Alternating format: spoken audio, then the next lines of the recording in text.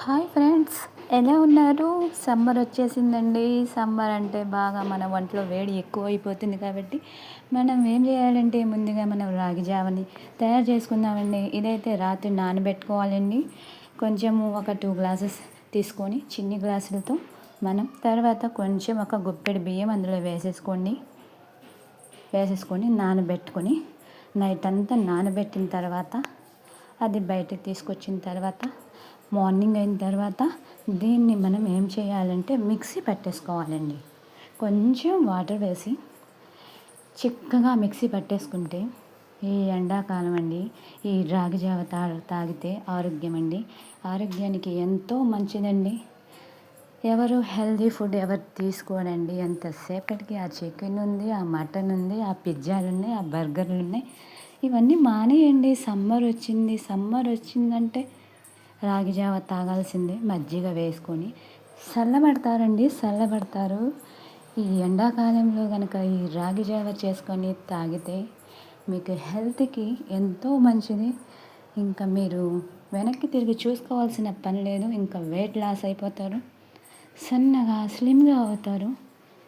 ఇంకా చూసే వాళ్ళ కళ్ళు మీ మీదే పడతాయి. ఈ రాగి జావ తాగి మీరు గ్లామర్గా ఉండవచ్చు. ఒక్కసారి మీరైతే ట్రై చేయండి. ఇది చిక్కగా చేసుకోవాలండి. తర్వాత చూడండి, కొంచెం వాటర్ కలిపేసుకొని స్టవ్ మీద ఉప్పు వేసుకొని కలుపుతూ ఉండాలండి.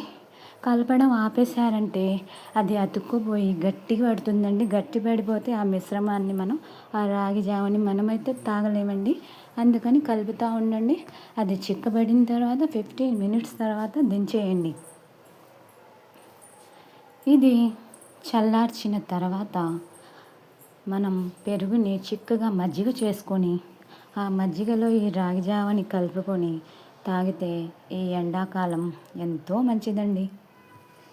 ఒకసారి మీరు కూడా ట్రై చేయండి. తర్వాత చూడండి, ఇది చల్లార్చడానికి పెట్టాను.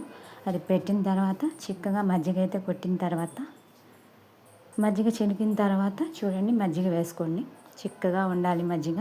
ఉప్పు వేసుకొని కలుపుకొని మార్నింగ్ ఒక గ్లాసు, ఈవినింగ్ ఒక గ్లాసు తాగండి.